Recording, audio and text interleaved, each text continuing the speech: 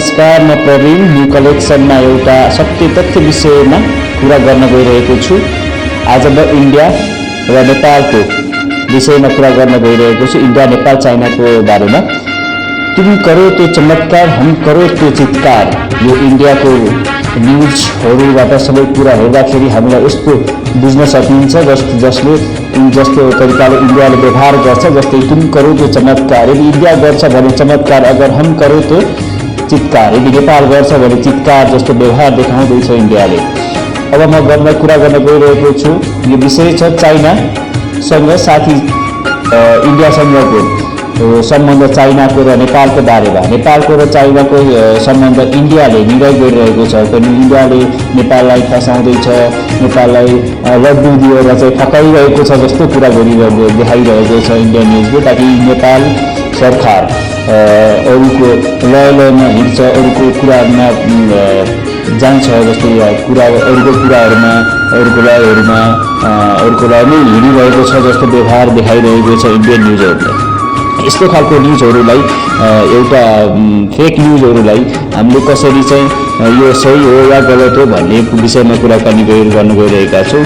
दुनियाँमा चाइना एक्लै छ भन्दैछ इन्डियाले। दुनियाँमा चाइना एक्लै छ, चाइनाको साथी कोही छैन, चाइना सबैसँग झगडा गर्छ भनिरहेको छ इन्डियन न्युजहरूले। तर यसमा सत्य तथ्य के छ भने इन्डियाको पनि त कुनै देशसँग झगडा भएको छ होला, अरू देशहरूसँग पनि त इन्डियाको त्यस्तो राम्रो सम्बन्ध छैन होला। जस्तै नेपालसँग पनि इन्डियाको राम्रो सम्बन्ध छ बाहिरी रूपमा देख्नको लागि, तर भित्री रूपमा अनेक नाकाबन्दी लगायतका धेरै कुराहरूले गर्दाखेरि इन्डियालाई नेपाललाई धेरै नेपालकै हो र नेपालमै रहनेछ र हामीले त्यो जग्गा कहिले छोड्ने छैनौँ।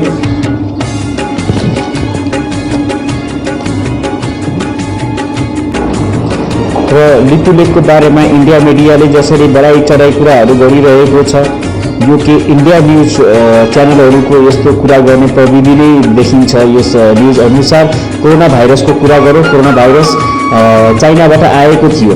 त्यो व्यक्ति एक हप्तामै निको भयो, तर इन्डियाबाट आउने नेपालीहरूको एकदम कसैलाई त ज्यान नै गुमाउनु पर्यो भने कसैको निको अझैसम्म भएको छैन, धेरै मात्रामा फैलेको हुनाले। नेपाल प्राइम मिनिस्टर सम्माननीय प्रधानमन्त्री केपी शर्मा ओलीले यो कुरा भन्नुभएको थियो, जसमा इन्डियाले घोर भर्सना गरिरहेको छ कि नेपालको प्रधानमन्त्रीले यसो भन्नुभयो, उसो भन्नुभयो, धेरैको मृत्यु भयो लगायतका अन्य कुराहरू गर्नुभएको छ, गरेको छ इन्डियन न्युजहरूले। तर यो कुरा सत्य तथ्य हो। यति सत्य तथ्य यदि इन्डियाले नेपाललाई जति जे भने पनि, जसो गरे पनि सह्यो भने चाहिँ नेपाल ठिक हुने होइन भने, सत्य कुरा गर्यो भने पनि नेपाली इन्डियाको लागि घातक हुने, चाइनाको सपोर्टर हुने खालको कुराहरू इन्डियन न्युजले भ्रम फैलाइरहेको देखिन्छ इन्डियन न्युजहरूमा।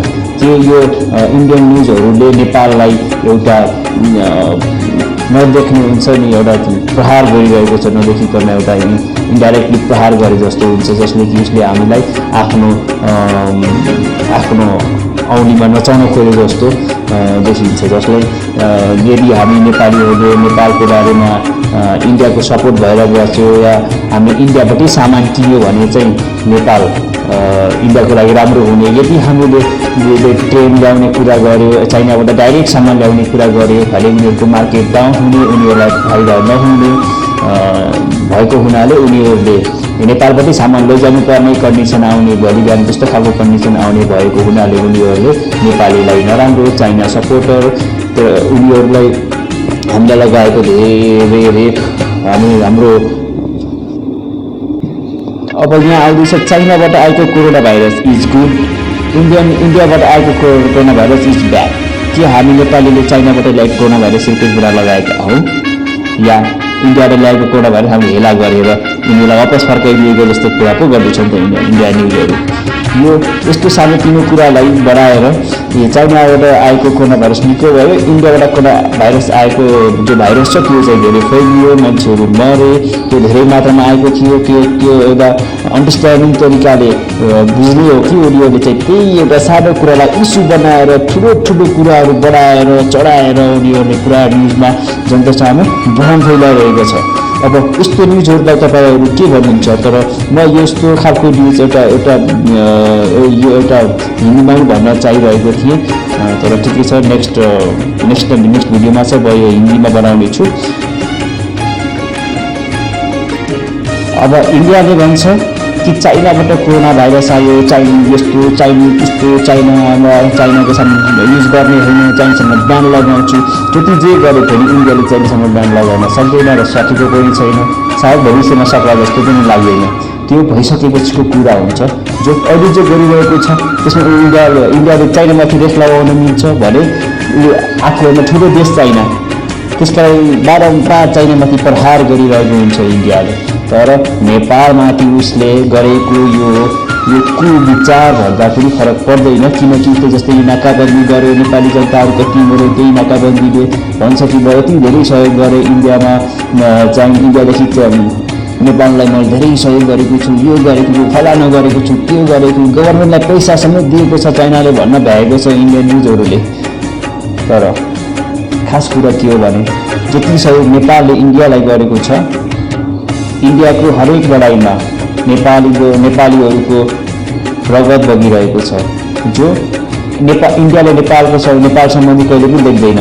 नेपाली भूमि मिचिरहेको छ इन्डियाले, त्यो भूमिको बारेमा कहिले पनि इन्डिया छर्लङ्ग स्पष्ट भएर बस्न चाहँदैन, किन उसलाई थाहै छ नेपाली भूमि मिचिरहेको छ। अब इन्डियाले भन्ने गर्छ कि नेपाल बोर्डर सिल गरिदिनुहोस्, नो प्रब्लम, हामीलाई कुनै समस्या छैन यदि नेपालले बोर्डर सिल गर्छ भने। हो त्यसो नै छ भने यदि नेपाल इन्डियाको लागि त्यति नै नराम्रो छ भने इन्डियाले बोर्डर सिल गरेर बोर्डर सिक्योरिटी बढाएर बोर्डर सिक्योरिटी अपडेट किन गर्दैन? किन इन्डियाले बोर्डर सिल गर्छु हामीलाई फरक पर्दैन अनेक कुराहरू गरिरहेको हुन्छ।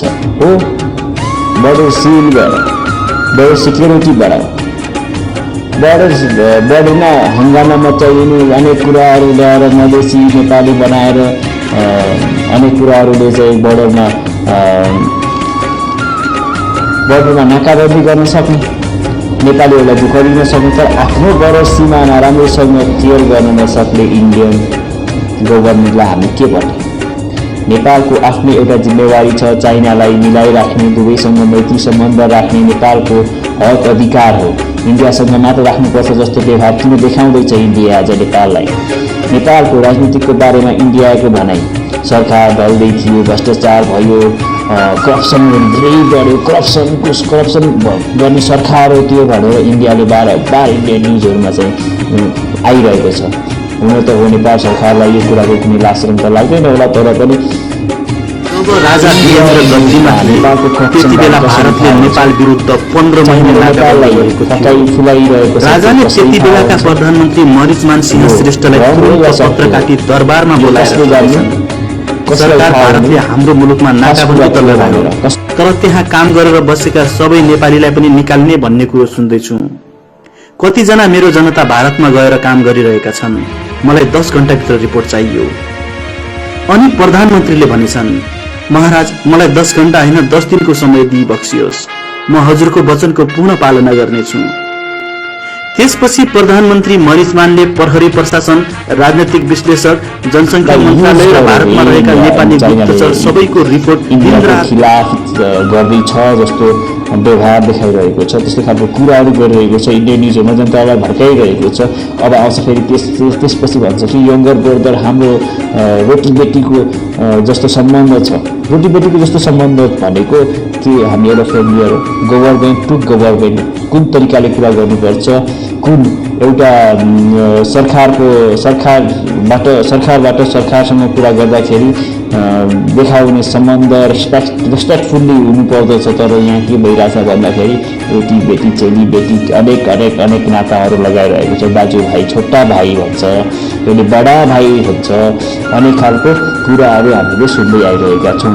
यो यस्तो खालको कुराहरू नेपाली जनतालाई अति असहनीयता हुन्छ, किनकि हामी रोटी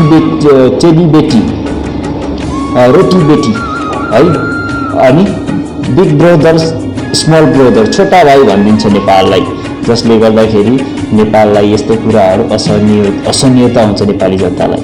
किन हुन्छ भन्दाखेरि हामी नेपाल सरकार भनेर उसले नेपाल सरकार सम्बन्धी एउटा रेस्पेक्टफुल्ली उसले कुरा गर्नुपर्दछ भन्ने चाहिँ हाम्रो मान्यता छ।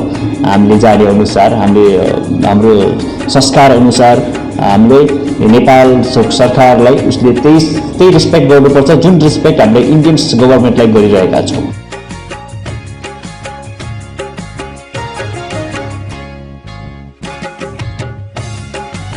छोटा भाइ भनिदिन्छ नेपाललाई, जसले गर्दाखेरि नेपाललाई यस्तो कुराहरू असहनीयता हुन्छ नेपाली जनतालाई।